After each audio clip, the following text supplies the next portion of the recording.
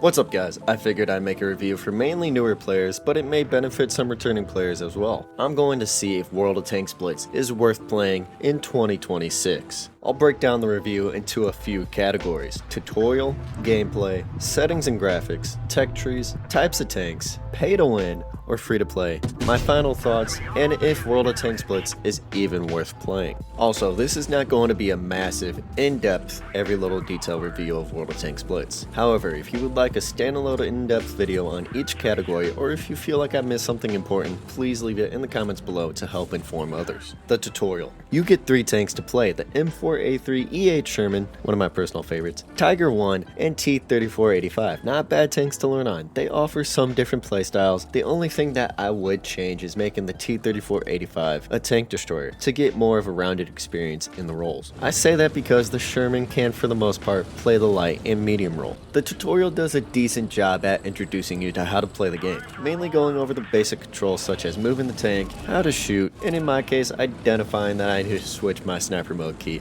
because it feels awkward with where the default game puts it. It also introduces you to some of the mechanics, like I mentioned sniper mode. Once in sniper mode, you'll be able to see the enemy's armor and where to pin and not to pin. Another one is spotting, being able to spot the enemy and allow your team to see the enemy on the minimap. It does a good job at teaching you the basics of how to play, but other than that, it doesn't really teach you anything else like tactics. The bots you go up against just kinda do whatever in yellow about 70% of the time and bunch up. It would be nice to see the bots be more tactful, such as some side scraping and seeming a little bit more coordinated. I'm not saying make them like Terminators, but make them more tactful so players could learn off of that. In my opinion, without something like that, the newer players just get used to a point and shoot game with no thought. That's just my personal opinion. Let me know what you think, and if they need to add changes to improve the gameplay side of the tutorial. However, I like the fact that it warms you up to the game, going against bots for the first handful or more battles, then slowly introducing you to actual players instead of just throwing you at it and saying good luck. That or the players I went up against were so bad they played like bots, I'm not sure. Once you've completed the main tutorial and go to the garage, the game takes you on a sub-tutorial, you could say, guiding you through how to research the next equipment and tanks, then briefly breaking down how tech trees are structured. I was not able to record this part, but as you progress at the start of the game and find out new mechanics, the game will take the time to tell you what it is, such as premium ammo once you progress to it. I believe that's around tier 3. Don't quote me on that. Every new account will have an event to get 14 wins, and you'll get a free premium tank, the T6E1. It's basically a tier 4 Sherman, which is actually pretty good. Definitely take advantage of getting a free premium tank. It will help you with getting credits, free XP, and progressing through your tech trees. Never pass up an opportunity to get a free premium tank if you could help it. The gameplay. The gameplay is good and can be very addicting. I like the way it feels when I move the different tanks, hit an enemy, or bounce a shot. Not to mention all the different playstyles and tactics in this game. Do you want to be fast and nimble, spot the enemies but still pack a punch? Boom! There's the Sheridan. Do you want to be a massive, slower moving frontline tank with a lot of armor to soak up damage? Boom! There's the Mouse. Do you want to sit behind the front line and provide support to your team by hitting the enemy for over 800 or more damage each shot? Boom! There's the FV215B 183, or better known as the Death Star. If you want to play a certain playstyle, it's most likely in the game. Not only that, do you have buddies? Boom! You could play with each other in a platoon and dominate the game. I don't have any friends, so I can't show a clip of me playing as a platoon. Now there are a few complaints that I hear a lot. Matchmaking sucks. Teammates don't know what they're doing. I always get paired with a bad team, which is true. I've experienced this before, but you're going to get that at some point. You're not always going to win or have a good game. But it does seem like matchmaking does this more times than not. It may just be a lack of knowledge in the player base on how to play, or it's just me. I don't know. Every now and then there will be a meta where they nerf your favorite tank or buff a tank too much and it's dominating. Speaking of which, is the Smasher still dominating? Let me know in the comments. And then you get premium and collector tanks. I won't get into them now, I'll save that for the pay to win section. Let's just say not all tanks are created equally. Settings and graphics. When you go to settings, you're introduced with 6 tabs. The first one is general. This is where you'll be able to link your wargaming account to your other accounts for ease of access. And well, the other general settings you would expect. It's pretty self-explanatory. The second tab is graphics. You have plenty of settings to go through and set how you want your game to look, feel, and play. I won't get into every single one, there is quite a bit, but it tells you what each one is for and what it controls. While I'm on the topic of graphics, I want to say this game does look stunning, even on mobile. I personally like playing with the settings on high, just admiring the beauty and landscape of the tanks during the battle. Not to mention the small details like the imprint of rounds when it hits your tank. Also, I've played this game since I don't even know, it was so long ago, like 2015ish, so seeing how far the graphics have come is really impressive. Let's move on to the third tab, controls. It's like any other control setting depending on what you're playing on. It'll be tailored to that device. If you're on computer, you'll have keybinds and mouse settings. If you're on mobile, you'll have the ability to change the positioning of items on your screen. There is the auto aim feature which could help you if you know you're not so good at aiming. For example, newer and returning players, until you get a hang of it, then you could turn it off. Tab 4 is markers. The best way I could describe this is controlling how much clutter is on your screen. For example, you may want your allies to have everything, enemies to have everything except their nicknames, and destroy tanks to have nothing. Tab 5, your HUD. Again, this controls how much clutter is on your screen, but instead of just tank markers, it's everything else. This is also where you could change your reticle. You could choose from 3 options. I know the A-shaped is traditional, however the crosshair is calling my name. Tab 6, other. This has your volume control for music and sound effects, has the language, and different types of notifications and replays.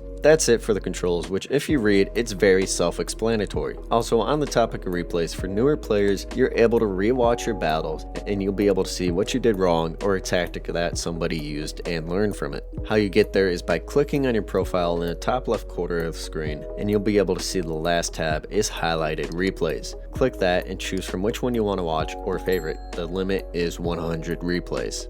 Tech trees. There are 9 different tech trees to choose from. When I started, there were only 3 or 4. You have the USA, Germany, USSR, UK, Japan, China, France, European nation, which is just a bunch of European tanks thrown in one, and the hybrid nation. This is Wargaming's fantasy tanks pretty much. They all have their own different playstyles for the most part, some overlap. For example, US heavy tanks tend to have more gun depression and favor being hauled down, where Russian heavy tanks tend to have less gun depression but more armor for side scraping. If I were to go into every playstyle for each nation's tech tree line, we would probably be here for a while. But that just shows you there is a lot to play and unlock without buying anything. My personal favorite tech tree is mainly US because it has most of the Sherman tanks in it.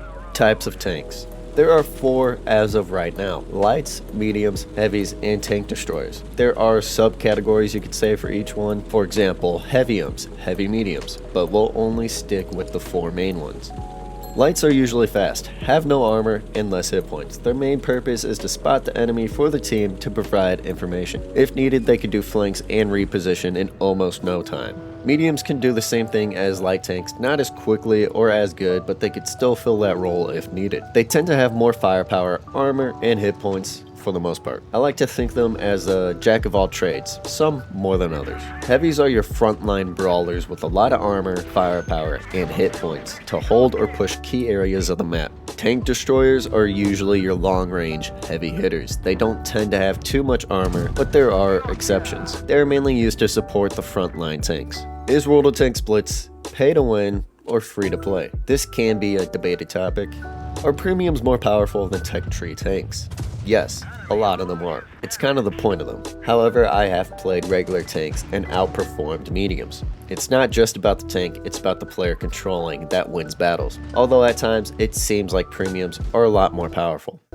Now let's talk about the events, season passes, and gambling. I mean containers. Events you typically don't have to buy, you just win however many battles or whatever the requirement is and get some rewards. Season passes are free, however, you won't be able to get as many rewards, whereas you buy the season pass, it will give you dramatically more. I didn't really like season passes at first, now it's just another function of the game for me. Containers, containers, containers.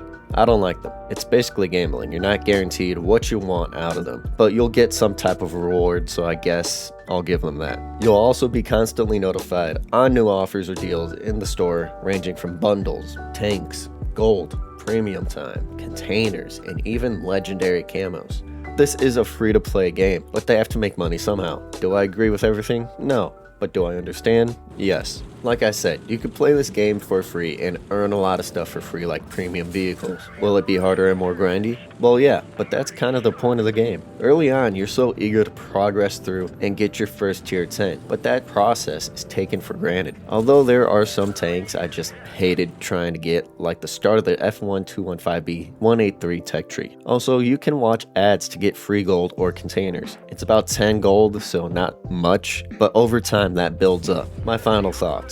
Overall, the tutorial is good for new players. My only real complaints are there's no tank destroyers in it. Also, there's no tactics introduced. Even something as simple as angling your armor will cause more bounces. Granted, you could watch tips and tricks and how to play certain tanks on YouTube. That doesn't go for every tank. Some tanks just don't have any armor, so I could see why they didn't add something like that. Gameplay is addicting, and there are so many different playstyles that you'll learn and try to master. My only real complaint would be the matchmaking. Some say it's broken, I'll say I've definitely haven't had the best matchmaking, but I feel like it comes down to the types of teammates you get.